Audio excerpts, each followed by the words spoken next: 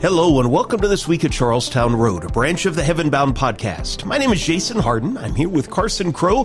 This is where we reflect on the weekend that was. We dig a little deeper into a recent sermon to give you something to think about as this week unfolds and preview what's to come this next weekend at Charlestown Road. Carson, we had an emotional past Sunday, and many of our listeners undoubtedly know it was Roger's last Sunday with us. He preached Sunday morning, and of course, that lesson is freely available front and center at charlestownroad.org. It is available in our sermon podcast feed on our YouTube channel.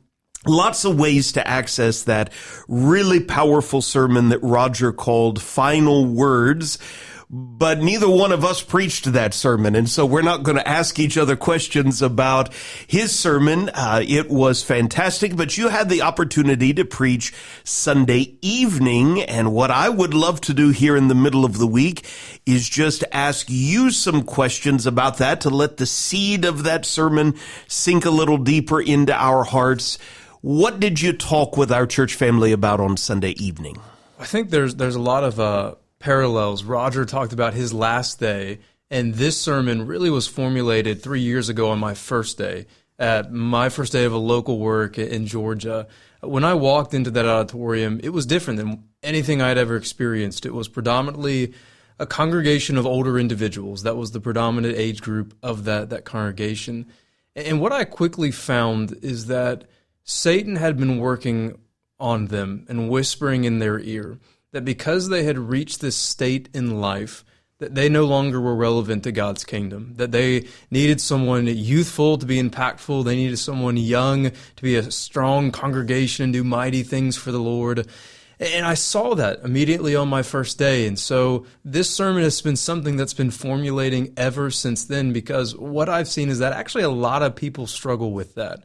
When people reach a certain age, when they no longer can serve the way they used to, no longer can teach the way they used to, or host the way they used to, those different aspects of kingdom service, that all of a sudden they've reached what we might just say spiritual retirement, that their time in the kingdom is done. And so last night I wanted to preach on that, and to specifically those people, and remind them of the value that they have in God's kingdom. Yeah. You called it The Great Divide, and I loved that title. You had a graphic that just throughout had this giant chasm in between two different sides. And of course, a classic passage to lean on is Titus chapter 2. You did that in the sermon. We might go back and revisit a little of that in a moment. It was a powerful sermon. If our listeners haven't had the opportunity to listen, again, freely available at charlestownroad.org. But of course, many of our listeners, especially in the context of our church family, did listen. And yet it's been a couple of days, and so it is always good just to keep meditating, mentally chewing on those things. That's one of the things that we love about devoting Wednesdays, this podcast channel, to that sort of effort.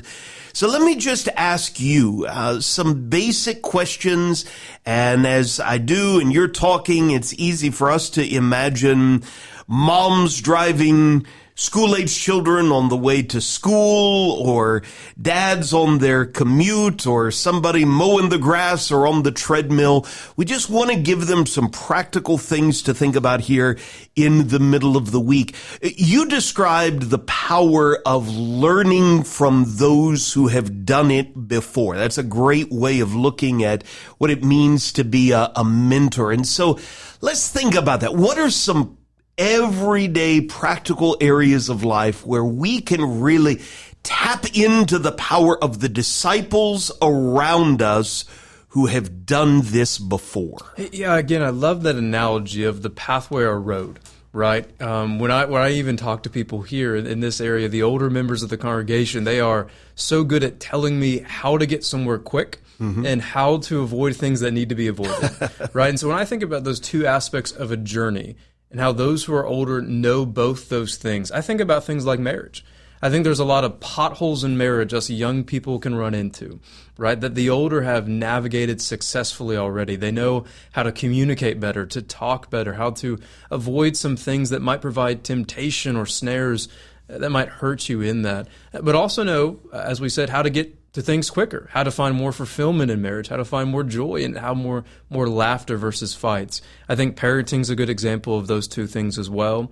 But even something as simple as Bible study, asking an older disciple, what are some potholes in Bible study that I can avoid? What are some things that you've learned along the path that have helped you or hurt you in Bible study? What are some ruts I can get into and avoid? Or how can I just do it better? How can I learn better? How can I highlight better? How can I underline better? I love just simple things like that, from marriage to Bible study to handling conflict or being an employee as a disciple of Jesus. Those who have gone down the path before, they know the potholes, and they also know how to get to the destination more quickly. Yeah, well said. I really appreciated on Sunday evening how that's a hard preaching slot to fill right after such an emotional morning assembly.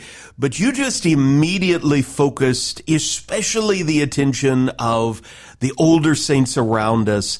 It is time to get to work. And you said more than once, in more than one way, we need you. We need you right now. We need you more perhaps than ever in this moment to be those examples and those leaders. You talked a lot about being approachable and doing the work of approaching. I love that. And of course, that is modeled for us in passages like Titus chapter 2, one of your key texts. That describes Titus 2 as Paul writes to Titus on the island of Crete.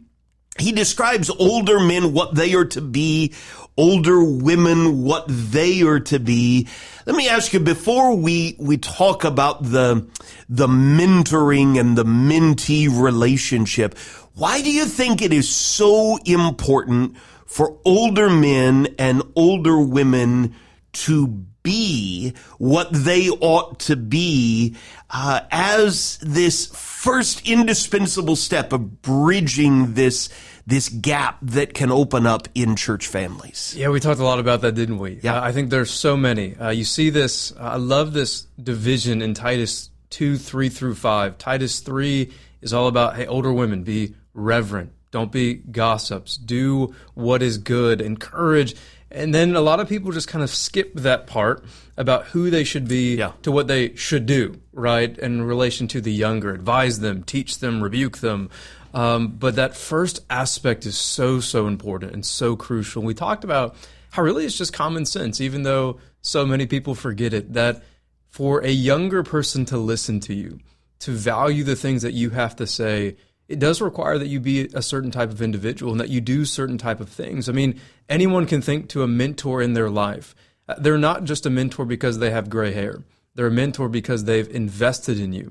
They love you because they're a worthy example to follow, because you respect the things that they do and the person that they are. And so, again, one of the main highlights of our sermon was reminding the older generation, you have value in the kingdom, value that comes from your wisdom and your experience, but you have to be the right person and go about teaching in the right way if you want that transaction of wisdom to take place. Yeah, and a lot of that has to do with walking the walk, right? Not just talking the talk, not just telling others what they don't see or understand or haven't experienced yet. But like you said, the section of Paul's letter begins with, as for you, Titus, you teach what accords with sound doctrine. And yes, there are things to be passed on, but first, older men are to be sober-minded, dignified, self-controlled, sound in faith, in love, and in steadfastness. Older women likewise are to be. And of course, that's not to take the younger women and the younger men off the hook, right? The goal is that they also would grow to be. But that idea of growing to be, I think, is so key to understanding the dynamic you were trying to help us really critically think about. There are those who have gone before us. There are those who have already done it. And so making sure, first of all, as those older men and older women, we're not just talking the talk, we're walking the walk.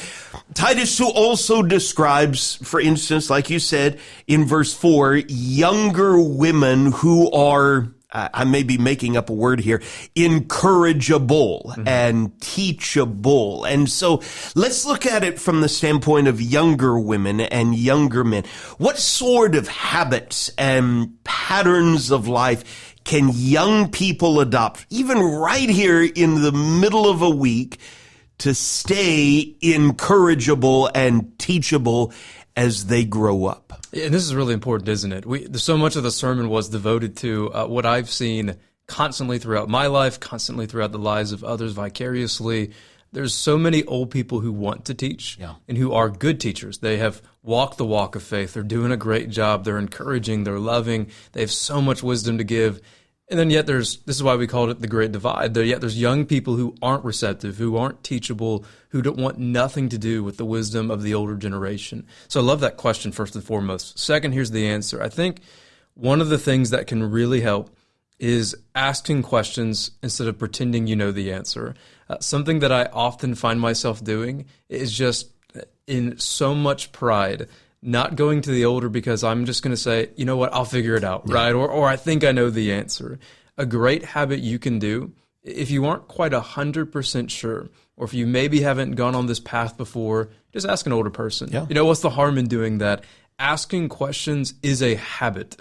Just asking someone, hey, what do you think? How can I improve? What would you do differently?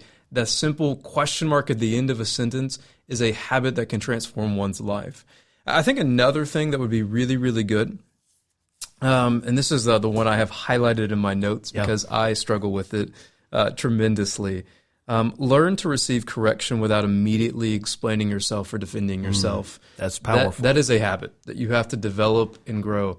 You, throughout the course of your life, will constantly hear feedback from the older, correction from the older, some advice, we might say, gently from the older. I've experienced that even this week. And what is the immediate reaction that most people like me have within them? It's to defend, it's to explain, it's to rebuke right back and say that you don't know what you're talking about. A great habit that we can develop is just saying, hey, whether you're right or you're wrong, whether it's good advice or bad advice, I'm just going to hear you out. And I'm just going to sit in silence and I'm going to think about it and meditate on it. Those are two that came to my mind. Yeah, well, I love those, and I love them because they need to be highlighted in my own life. And I think the training ground, the front lines of that training ground has got to be the home, right? Where even in the context of marriage, making sure that I am really hearing and not just prepping up as soon as my spouse is done talking or taking a breath to defend or to explain or to rationalize or to put them in their place. No, this is a skill that we learn first and foremost at home. This is a skill that parents and grandparents need to teach their children and their grandchildren, right? That when there is some sort of calling on the carpet, some sort of correction, whatever it is, even a child has that impulse to immediately start talking. And no, let's train even from a young age. You're going to hear me out and you're going to process what I'm trying to communicate to you before you start talking. That can start 4, 5, 6, 7 years old, and yet something that we're still working on in our 40s, 50s, 60s, 70s, and beyond, right? So I love that powerful point. It's fascinating to me how often coincidences like this happen.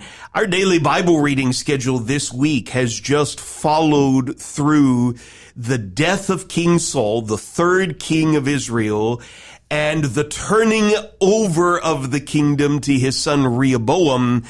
And you see this dynamic at play, right? Where Rehoboam has two different generations that he talks to. In fact, Carson, you and I are just going to spend some time this Friday in the podcast talking about that dynamic. And one of the reasons why is, as you painted so powerfully in the Sunday evening sermon, this is critically important to the development of disciples and the health of a church family. Let me ask just a couple more questions before we close for today. You took us back just briefly to Paul's encouragement to Timothy in his first letter. Let no one despise you for your youth. That is a phrase that many of us have grown up hearing. We recognize it as coming from the Bible. Let's try and make that practical here in the middle of the week. What might it look like for a younger person to be despised for their youth? Well, I think there are a lot of the older generation, and we talked about this on Sunday night, who will say things like, in particularly the confines of discipleship for their conversation today, you haven't lived long enough, right? You don't understand what you're talking about. You are too inexperienced. They'll say things like, come talk to me in 20 years when you figured it out. And I've heard things like that in relationship to evangelism, to being a husband, to being a preacher, to being even just a disciple of Jesus. I've often heard those things. And that would fall into the category of being despised. But here's what I love. Paul doesn't say to Timothy, go demand respect, which is, funny enough, again, all these coincidences, what we're going to talk about with Rehoboam. That's exactly the advice the younger give to him. Yep. Go demand respect. Go flex your muscles. Go prove them wrong. Instead, Paul says, don't go demand respect. Instead, he says, live in a way that your character becomes too difficult to diminish. Yeah. I love that. Young people, listen to me. There's going to be a lot of older people who voice their thoughts, some thoughts good, some thoughts bad and inappropriate. Whatever the case may be, prove them wrong. Prove them wrong through your character and not push back against them, right? Prove them wrong through what you do and how you live. Don't demand that they come to your side or demand their respect.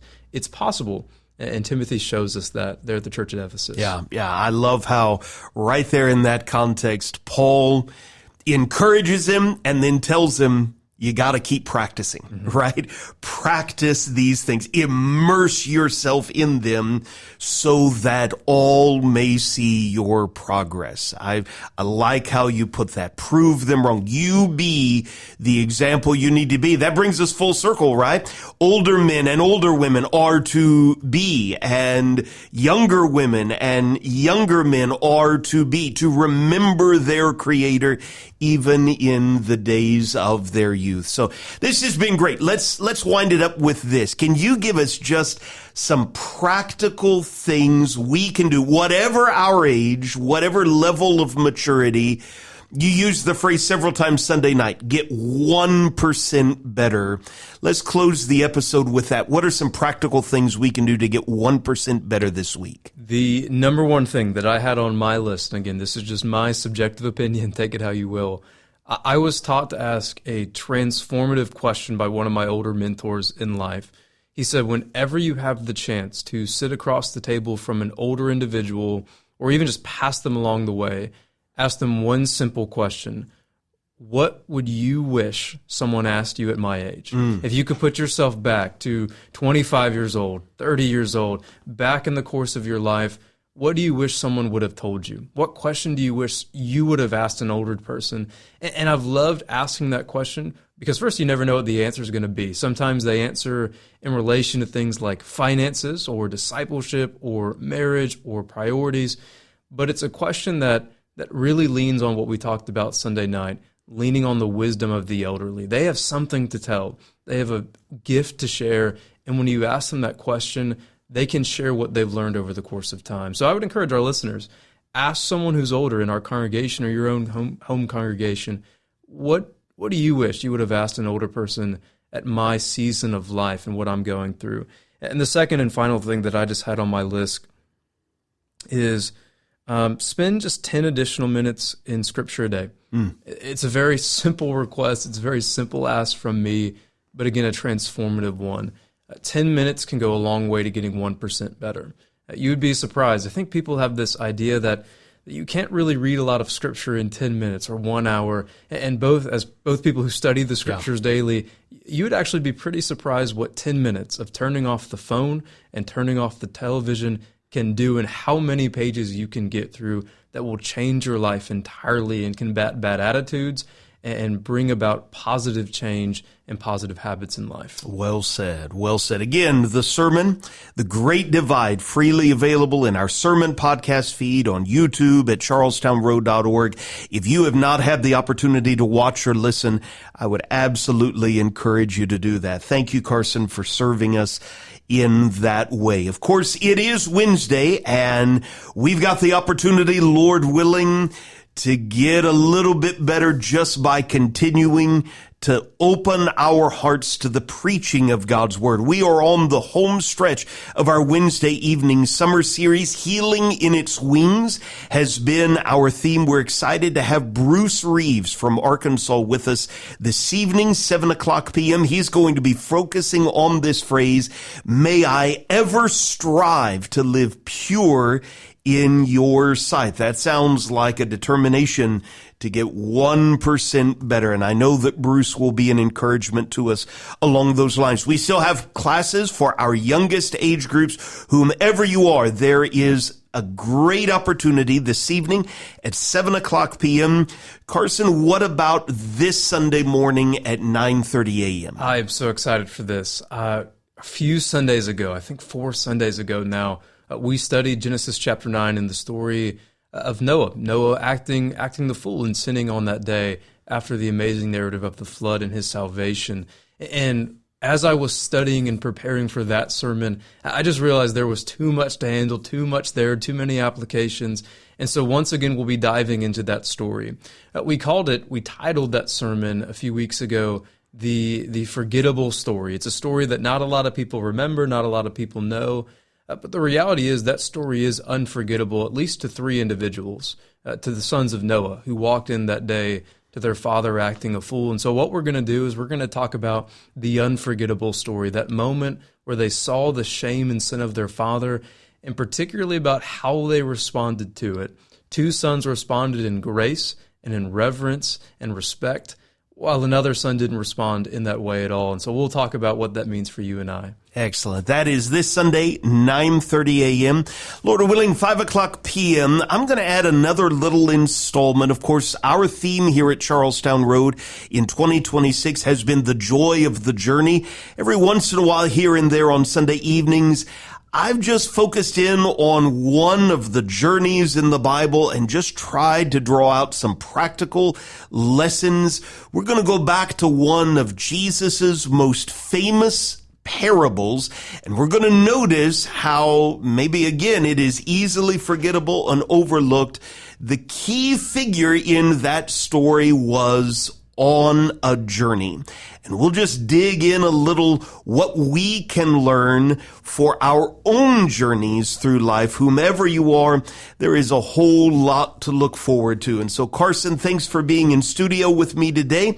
We hope to see you at 7:00 p.m. this evening. Of course, we're already looking forward to Sunday, the best day of the week. We would love to have you come and grow with us.